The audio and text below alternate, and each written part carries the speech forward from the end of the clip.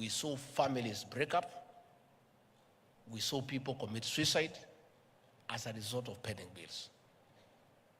Government documents became worthless. Previously, during the Kibaki regime, you could walk to any financial institution with an LPO and get LPO financing 50% without a question, because the documents had credibility. People knew that you are given a contract by government, it is payable. Today, there is no bank or microfinance institution that will honor an LPO, because you supply it 2, 3, 4, 5 years down the line, you have not been paid.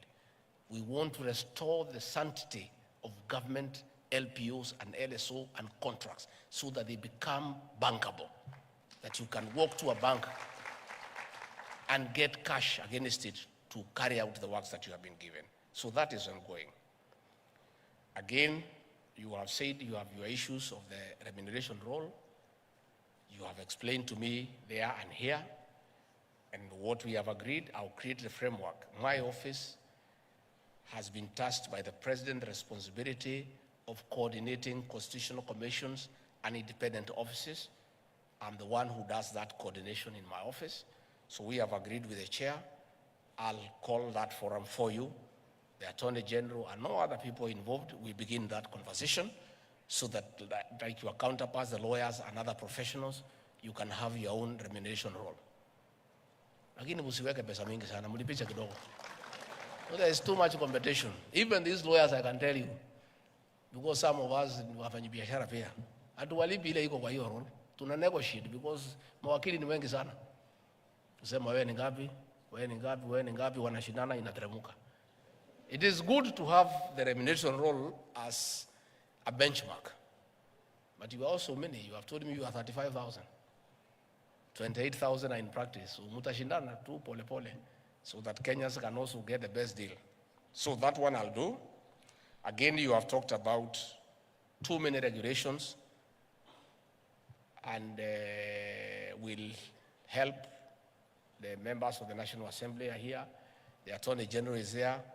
We can agree on how to fast track the review of these regulations so that we can collapse them into something that is making sense, so that we don't have too many laws for the same person doing the same thing. So that is something we can help in terms of fast tracking with the leader of the National Assembly in Parliament, with the Attorney General, with our legal drafters. We can work together and we can help you to fast track that one. The MP for Molo, KK, my good friend, has said about you people being targeted when there are investigations. It is true. Even the procurement people who are here crying the same. It is true, and it's very sad. And I said, and I want once more to reiterate to ACC and DCI, please hire professionals to be your investigators.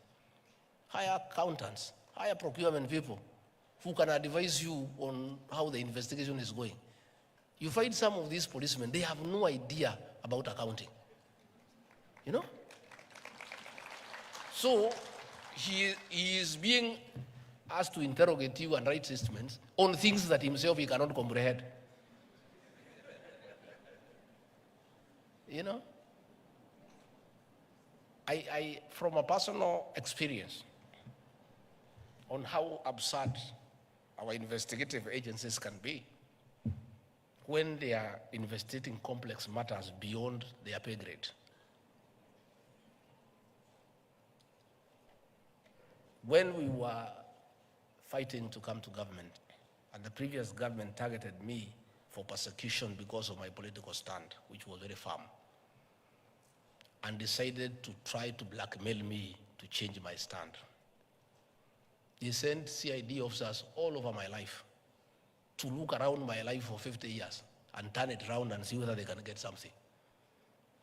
So I had put some money in a microfinance for 8 years. Fixed deposit, 200 million. Money I had earned through hard work, saved, put 200 million, and through good advice by accountants, told me, put this money in the fixed deposit and leave for the interest. And I stopped working. I put it, I negotiated for 13%. And every month I was getting 1.9 million, which is money actually I did not need. It's too much. 1.9 million is too much for one person. So I was living on the interest. I give a little to Pastor Dorcas. You know, she's a pastor, she doesn't need a lot of money. So, ingine kidogo, mimi nakula na marafiki. Ingine napeleka kwa siasa kidogo kidogo. So, this money is in my personal account. I put it on a core deposit for 3 months. So every 3 months, it leaves my personal account, goes to a suspense account. It stays there at the end of the 3 months. Inarudishwa yote pamoja na interest. I remain with the interest. I reinvest it back. So that movement back and forth, 4 times a year, a corporal in police said, I have 800 million every year that is coming to the account. You know, that movement back and forth. So they calculated for 8 years, they said it's 12.4 billion. And they put up a case of 12.4 billion. And it's the same amount of money. The only 200 is the only money. There is no other money. Movement of back and forth, back and forth, back and forth. So yeye anaangalia pale, mwisho pale, at the head pale. Hey, they calculated, they say this man, in 8 years, he has gotten 12.4 billion. He needs to say where this money has come from. But it was the same 200 million. I tried to explain to him, huyo mjinga hawezi shika, hawezi elewa. But if they had an accountant or a banker in that bank, tungefika hapo kweli? It's just a rollover. We are trying to tell them what is a rollover. Anasema, hiyo ni nini? Hawezi shika. And that is where you have found accountants have been called to record statement. The fellow recording cannot understand what is it that you are saying. He has no idea about books of accounts. So I'm saying, EACC, DCI, please, for you to deal with corruption and economic crimes, hire professionals in every field as your investigators. Have accountants, have procurement officers, have bankers, have all sorts of professionals for you to deal conclusively with economic crimes because they are complex. An ordinary policeman trained in Kiganjo cannot understand those things. And I want to say now that we have agreed on police reforms, we have agreed that we'll have a cadet entry so that we attract professionals.